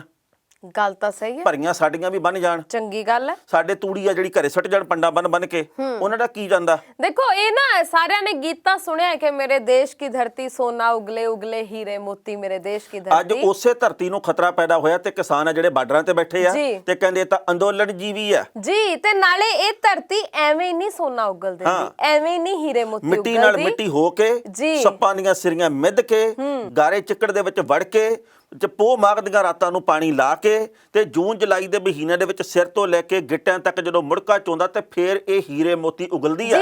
ਇਹ ਏਸੀ ਕਮਰਿਆਂ ਦੇ ਵਿੱਚ ਬੈਠ ਕੇ ਫੈਸਲੇ ਕਰਨ ਦੇ ਨਾਲ ਕਿ ਮਿੱਤਰੋ ਅਬ ਤੋਂ ਐਸੀ ਹੋਗਾ, ਐਦਾਂ ਕੁਝ ਨਹੀਂ ਹੁੰਦਾ ਜੀ। ਕਈ ਹੀਰਿਆਂ ਦਾ ਖੂਨ ਪਸੀਨਾ ਹੁੰਦਾ ਇਸ ਮਿੱਟੀ ਦੇ ਵਿੱਚ, ਤਾਂ ਇਹ ਮਿੱਟੀ ਹੀਰੇ ਉਗਲਦੀ ਹੈ। ਇਹ ਘਰ ਬਹਿ ਕੇ ਨਹੀਂ ਉਗਲਦੀ। ਜਦੋਂ ਪਤਾ ਲੱਗਦਾ ਨਾ ਕਦੀ ਰਾਤ ਨੂੰ 2 ਵਜੇ ਪਾਣੀ ਦੀ ਵਾਰੀ ਹੈ, ਤੇ ਜਦੋਂ ਪਤਾ ਲੱਗਦਾ ਵੀ ਕਈ ਵਾਰ ਬੱਤੀ ਨਹੀਂ ਆਉਂਦੀ ਕਿੰਨੀ ਦੇਰ, ਤੇ ਜਦੋਂ ਪੱਕੀਆਂ ਫਸਲਾਂ ਦੇ ਉੱਪਰ ਗੜੇਮਾਰੀ ਹੁੰਦੀ ਹੈ ਤੇ ਉਦੋਂ ਕੀ ਬੀਤਦੀ ਹੈ ਕਿਸਾਨ ਤੇ। ਉਦੋਂ ਤੁਹਾਡੇ ਲਈ ਤਾਂ ਮੌਸਮ ਔਸਮ ਹੋ ਜਾਂਦਾ, ਘੁੰਮਣ ਵਾਲਾ, ਫੋਟੋਆਂ ਵਾਲਾ। ਉਦੋਂ ਉਸ ਕਿਸਾਨ ਦੇ ਉੱਪਰ ਕੀ ਬੀਤਦੀ ਹੈ ਜਿਹਨੇ ਪੁੱਤਾਂ ਵਾਂਗੂ ਫਸਲ ਪਾਲੀ ਹੁੰਦੀ ਹੈ ਤੇ ਉਹਦੀਆਂ ਅੱਖਾਂ ਸਾਹਮਣੇ ਉਹ ਕੁਝ ਵੀ ਨਹੀਂ ਕਰ ਪਾਉਂਦਾ ਵੀ ਮੈਂ ਇਸ ਫਸਲ ਨੂੰ ਬਚਾਵਾਂ ਕਿਵੇਂ, ਹਨਾ। ਮੈਨੂੰ ਤੁਹਾਨੂੰ ਇੱਕ ਹੋਰ ਵੀ ਗੱਲ ਕਹੀ ਆ ਜੀ, ਉਹ ਕੀ ਨਾਂ ਸੀਗਾ ਇਹਦੀ ਘੋੜੀ ਦਾ, ਧੰਨੋ। ਉਹ ਕਹਿੰਦਾ ਵੀ ਧੰਨੋ ਨੂੰ ਵੀ ਨਾਲ ਲੈ ਕੇ ਆਉਣਾ ਤੇ ਰੇੜਾ ਮਗਰ ਪਾ ਕੇ ਲਿਆਉਣਾ, ਆਪਾਂ ਤੂੜੀ ਤੇ ਕਣਕ ਜਿਹੜੀ ਘਰੇ ਵੀ ਲੈ ਕੇ ਆਉਣੀ ਆ।